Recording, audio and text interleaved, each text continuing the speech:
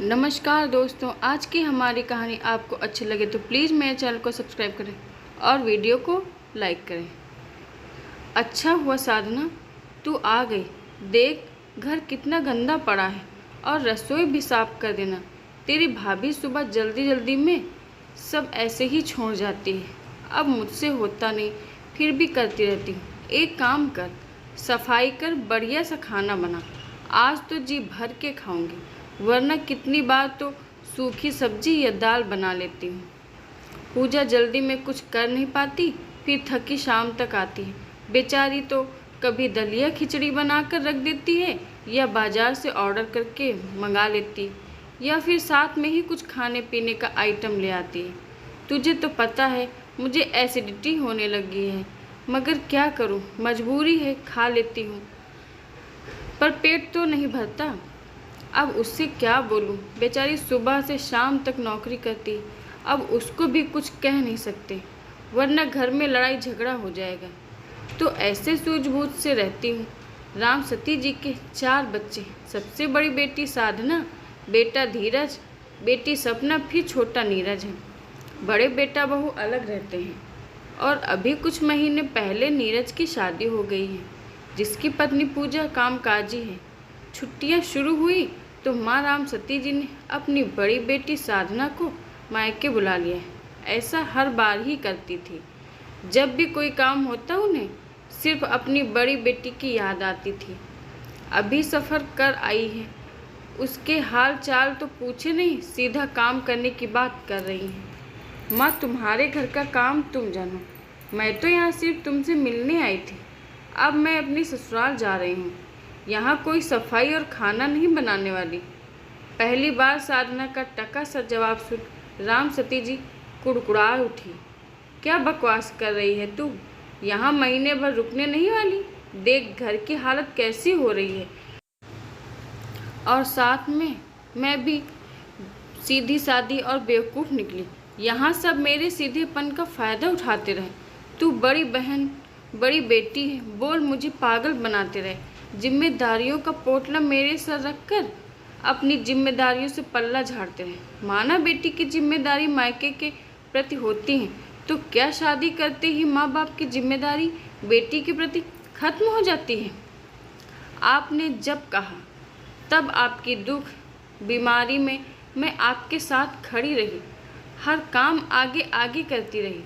अपनी ससुराल और घर के काम छोड़कर मायके में आपके कहे अनुसार हर काम किया, मगर मुझे क्या मिला? बेइज्जती, भेदभाव। साधना कैसी बह के बातें कर रही है? क्या बेइज्जती कर दी है तेरी? अब जैसा घर है वैसे ही रहेंगे ना। और क्या तेरे को भूखा मारते हैं यहाँ पर?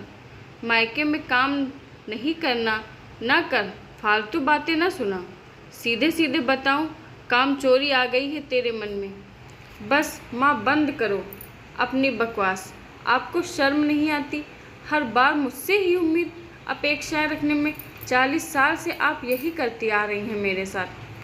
पहले आपने बहन और धीरज नीरज 2 भाई पलवाए। हमेशा कहती ये तेरे छोटे भाई बहन हैं, इनका ध्यान रख, तू बड़ी है, माँ की तरह इनका ध्यान रख।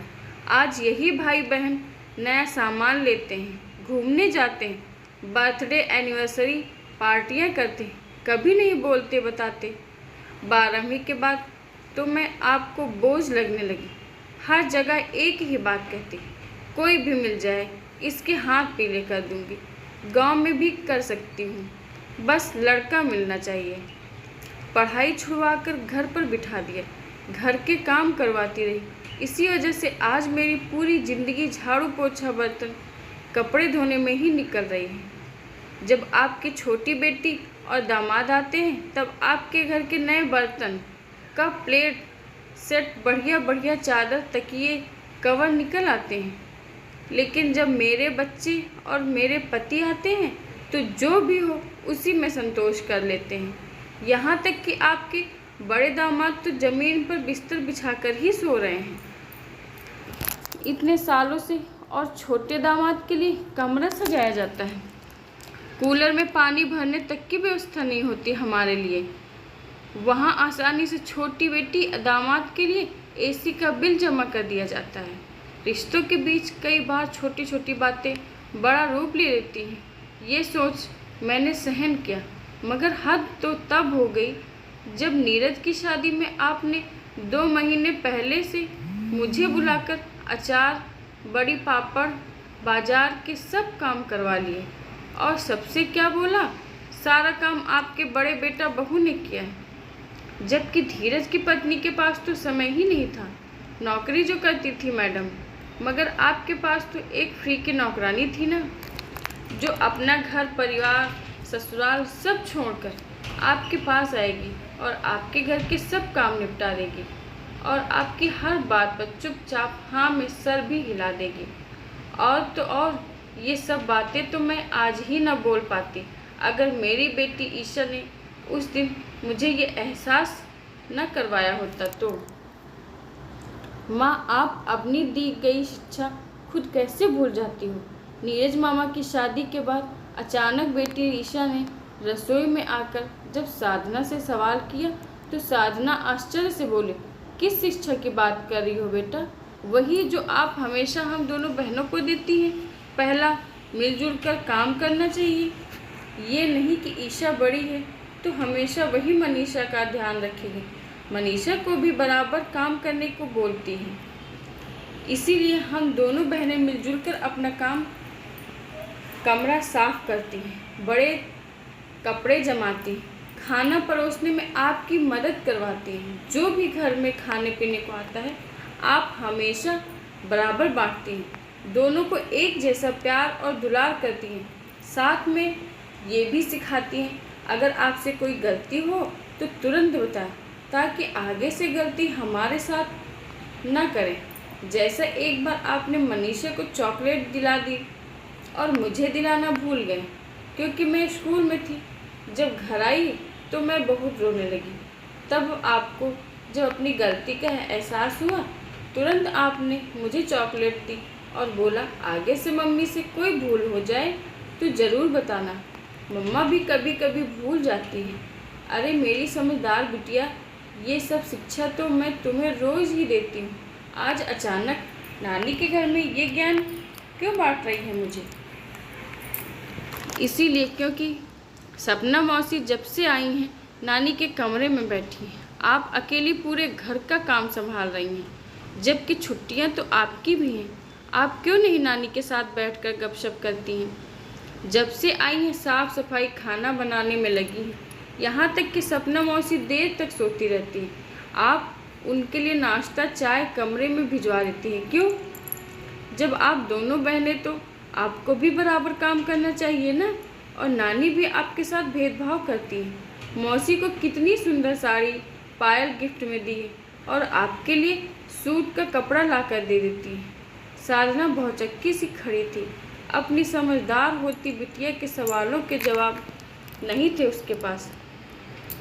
हमेशा सपना को छोटी है बोल माँ ने सारे काम उसी से करवाए। उसकी शादी थानेदार से हो गई, जिसके रुतबे के कारण भी आज भी सपना मायके में ठाठ से रहती है। सही कहा ईशा ने, हमेशा गुनगुन सगुन और नेगा चार में हमेशा ज़्यादा ही दिया जाता है। तू तो बड़ी है, समझदार है, हम इतना ही कह सकते हैं। बोल साधना के साथ भेदभाव तो होता था, इस बात का बुरा उसे हमेशा लगता था, मगर कभी मायके के मोह के कारण बोला नहीं। कहीं माँ पिताजी भाई को बुरा न लग जाए। सब मेरे अपने ही तो हैं, इनसे क्या शिकायत करना। मगर एक सीमा के बाद सहन करना भी तो मुश्किल हो जाता है। न जाने कितनी बार इन बातों के पीछे आंसू बहा चुकी थी। किसी को अपना दर्द नहीं बताया, घुटती रही। मगर आज बेटी ईशा की बातों ने उसकी आंखें खोल दी। आखिर क्यों इतना समर्पण, जब ये लोग कुछ समझते नहीं। इन्हें भी बताना जरूरी है। इज्जत दोगे तब इज्जत मिलेगी। सच, इस घर की बड़ी बेटी हूँ, कोई नौकर नहीं जो माता पिता हमेशा अवहेलना ही करते रहेंगे। माँ बाप द्वारा होती अवहेलना के चलते बड़ी भाभी का व्यवहार रूखा ही था। अब छोटी वाली भाभी भी समझ चुकी थी कि साधना दीदी की इस घर में कोई इज्जत नहीं। इसीलिए जब उसे पता चला मैं आने वाली हूँ तो वो भी सारा काम ननद के भरोसे छोड़ छाड़ कर अपनी नौकरी पर चली गई। खैर, जब माँ बाप ने बेटी को नहीं समझा, उसका सुख दुख तकलीफ नहीं जानी, इज्जत नहीं दी, तो बहन भाई भाभी क्या इज्जत देंगे। जिसने कभी अपने गलत को गलत समझा ही नहीं, वो आज अपनी गलती को क्या माने। साधना की बात सुन माता पिता भाई मुंह बनाकर बैठ गए, क्योंकि अभी भी उनके मन में यही था कि हमने इसे पैदा करा, पाला पोसा, और ये हमें क्या सिला दे रही है। हमारा एहसान तो मान नहीं रही, ऊपर से क्या क्या बकवास सुना रही है। सबकी सूरत देख इस बात को साधना अच्छी तरह से समझ गई थी, इसलिए अपना पर्स उठा चुपचाप घर से बाहर निकल गई।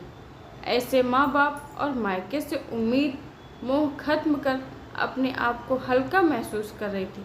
अब वो जीवन से जो मिला, जितना मिला, उसी में खुश रहना चाहती थी। आशा करती हूँ दोस्तों आपको हमारी कहानी पसंद आई होगी। धन्यवाद।